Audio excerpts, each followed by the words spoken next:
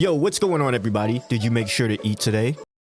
Yeah, I thought so. With Kingdom Hearts 4 seemingly on the horizon, the ending of Kingdom Hearts 3 both concluded the current saga while leaving bits and pieces to begin setting up for the future one. The massive reveal around Xigbar and how by knowing this information, we now bring into question what his actual true goals are here, and in the same vein, the enticingly not so shiny black box. What's inside it? Why is it so important to the Master, or rather, why is everyone and their mother trying to get their hands on it to remain relevant to the plot? I'm joking. Yeesh, put them away. But one of the biggest mysteries of all, so big in fact that I did a whole damn near 30-minute video talking about it, which is rare for me especially. Nevertheless, this mystery calmly yet swiftly avoided us, walking in the line of shadows for years on end with no clear ending in sight. At least not yet. That's right, baby, we're back with another Subject X video. Woo, get hype.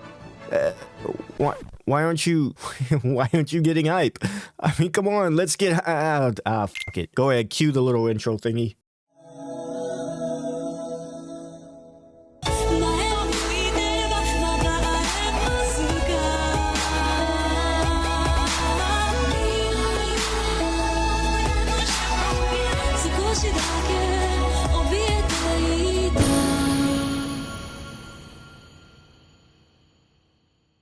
Howdy he-ho, gamers. Welcome back. Why don't you lend me a moment of your time, would you kindly? Would you kindly? Powerful phrase. Okay, that's enough references for now. Kingdom Hearts. We're talking about Kingdom Hearts. Specifically the spicy topic of Subject X. Spicy as in we don't know what the f or who, where, when, or why this is a thing. Other than, you know, it exposing all the human experimentations Xehanort has done in Radiant Garden, or specifically child experimentations, as well as the possibility of it being Skulled, which links to why Luciu potentially moved her from the cages, as well as there being a whole nother layer to Axel and Saïx, as well as her being a Union leader, which ties all the way back to Ventus and his ties to Union Cross because he was revealed to be there when shit hits the fan. So yeah, not really much going on here. But there is actually one question that someone had posed to me in my chat one stream about, believe it or not, Shion, specifically about her appearance. We know she is supposed to look like Kairi based off Sora's memories of her explained by Naminé when she's trying to convince us to not get attached to these characters. Did you know? Her face was blank at first. But now, there is a face that is clearly visible. I think that's proof that she has entered Sora's memories. At first, I just wanted to be with Roxas and Axel forever. But then I started to realize that my memories, well, these aren't really even mine, are they? You're not Sora, and you're not Roxas.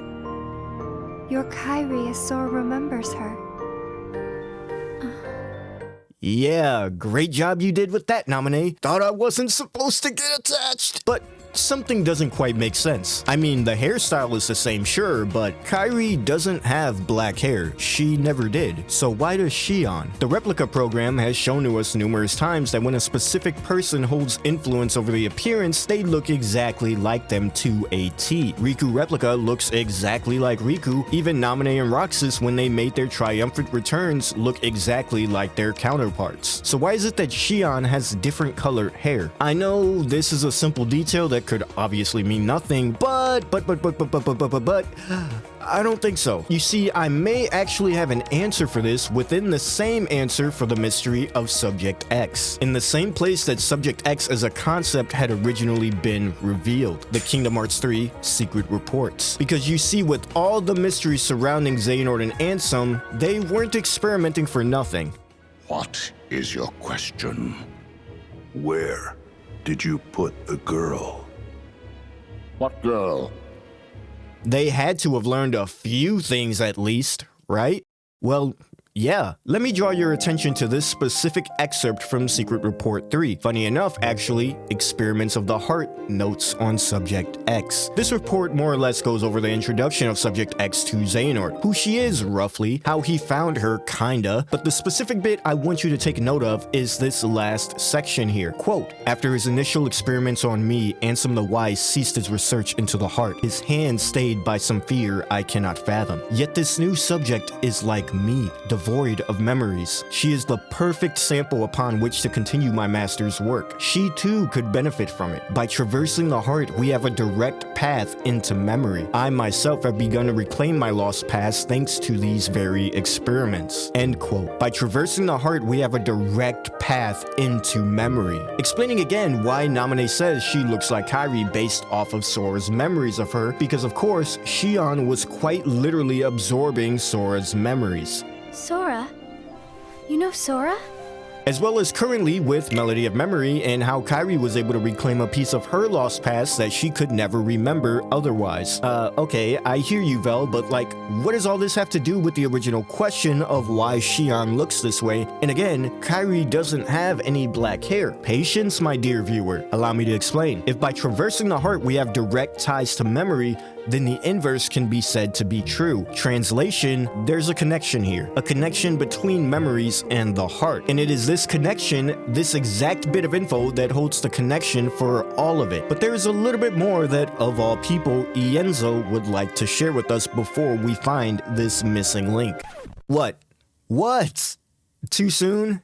Not soon enough, if you ask me. I'd like to turn your attention to Secret Report number 9, which again holds a vital clue to unveil the mystery of why Shion has her black hair. Leave it to Kingdom Hearts that we have to do this much digging to find out why a character has a certain hair color. Regardless, quote, "I have pored over the data my master entrusted to Riku. Here I offer my preliminary conclusions. Within Sora's heart, there are 3 compartmentalized boxes, each containing a heart of another. One box holds Roxas, another holds a second heart that has been with Sora nearly as long, and the third has held its heart for much longer. These hearts have melted within Sora's and no longer have voices of their own. Any attempt to mechanically extract them could prove as dire for Sora as what caused them to become a heartless in the first place. First, a vessel for each heart must be readied. Then, a spark of some sort is required to induce its waking. Obviously, the ideal solution is to restore each heart to its own body, but whatever the case for the 2 unknown individuals,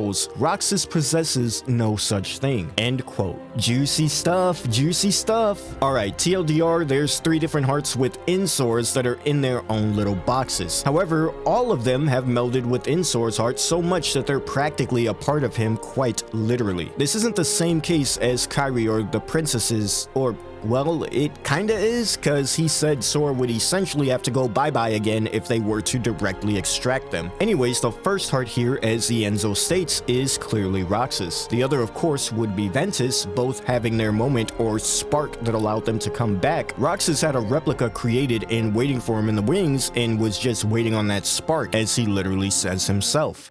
It seems you're not as good at winning over people's hearts as you think. I see. There was one last thing I needed in order for me to be whole again.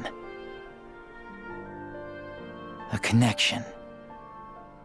Sora helped me find my way back here. And Ventus's body was only a few feet away from Sora when his spark was triggered. Aqua!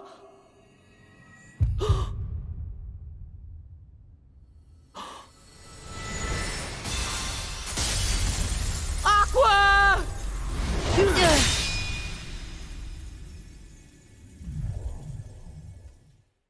But the third heart is where things get a little bit interesting. So who could this other heart be? Well, for all intents and purposes, this third heart is actually Shion.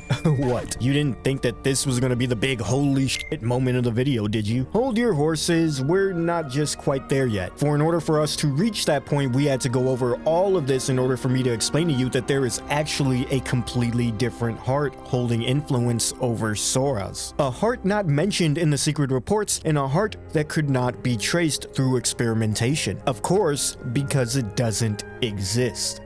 Separately, that is.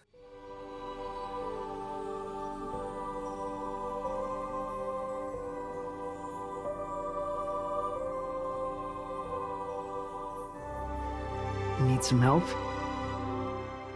That's right, ladies and gentlemen, I have mentioned time and time again that I firmly believe Sora is Ephemer reborn into another life. At the ending of Kingdom Hearts Union Cross, your Chirithy explains to you as the player character that in a moment of death, a Keyblade wielder is faced with two roads ahead of them. One road leads to a life of peace and tranquility where your Chirithy collects your heart within their little pouch, thus transforming your heart into a Dream Eater that would then go on to continue to protect the lives of other sleeping Keyblade wielders. Just as a friendly reminder, every single one of these Dream Eaters are fallen Keyblade wielders from the Keyblade War. In this song,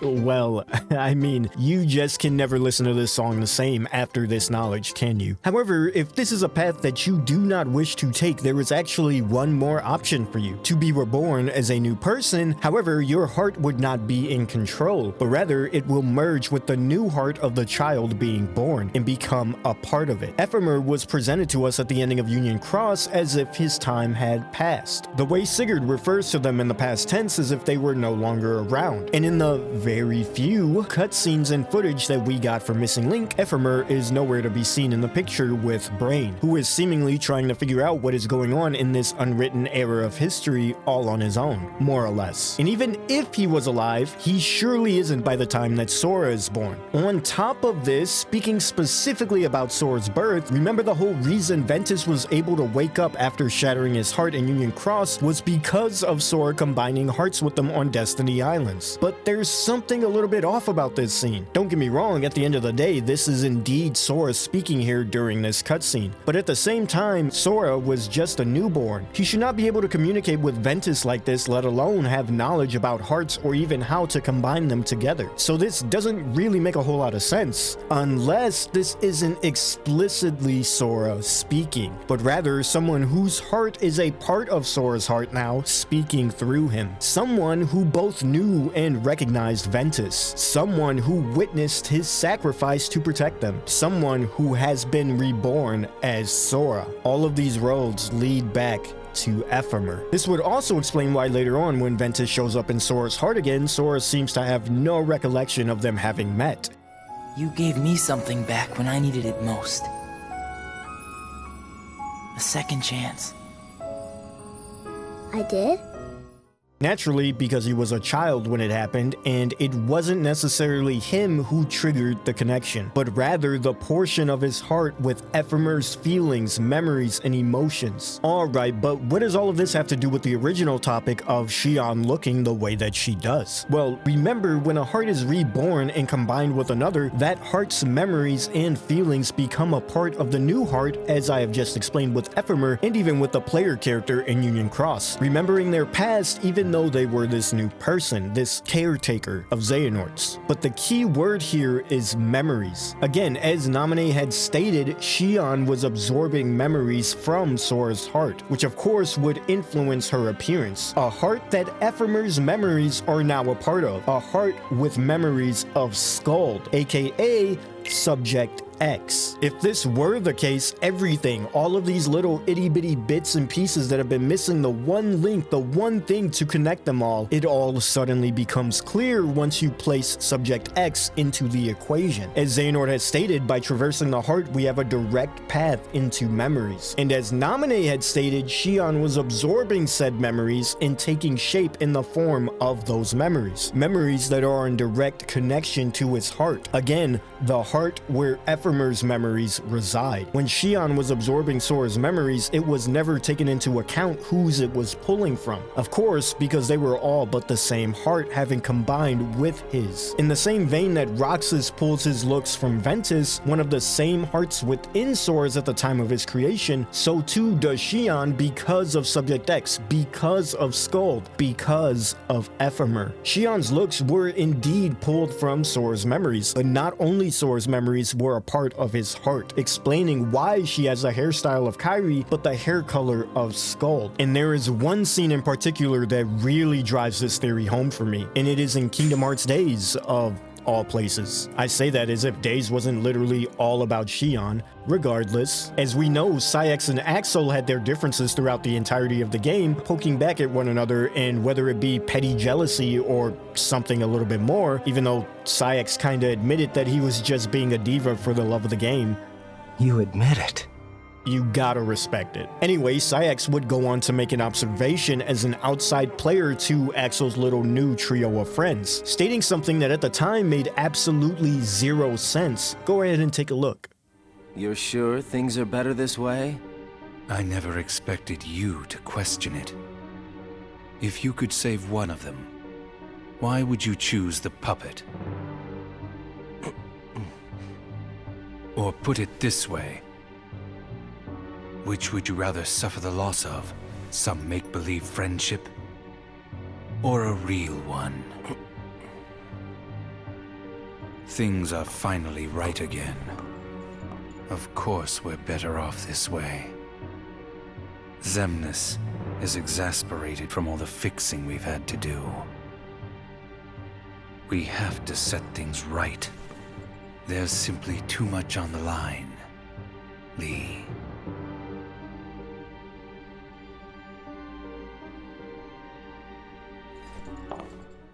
Now, wait. He's actually got a point here. Why would Axel choose to save the puppet, Shion, over Roxas? Well, you got me.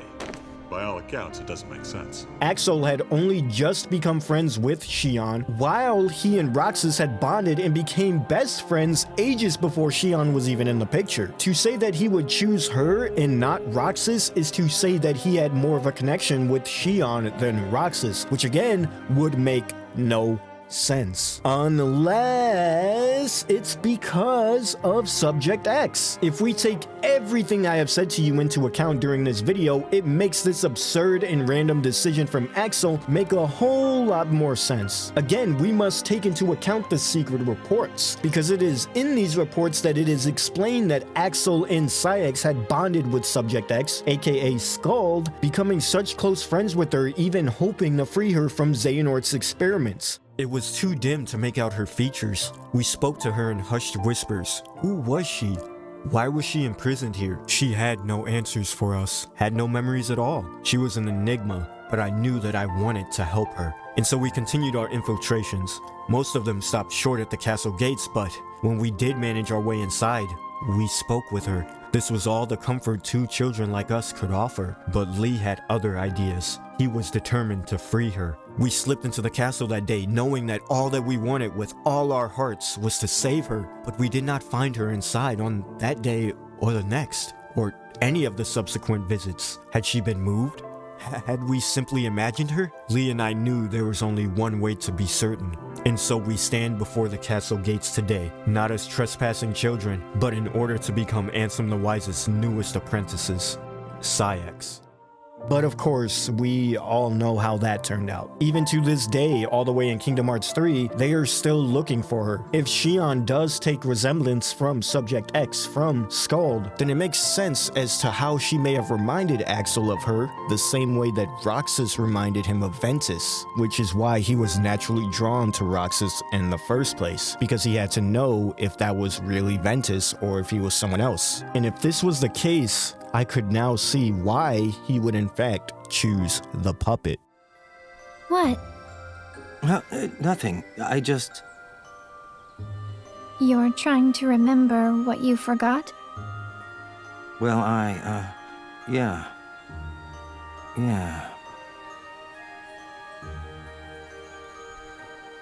So tomorrow, you and me in the ring. You ready? Of course. Don't hold back, Lee. Promise?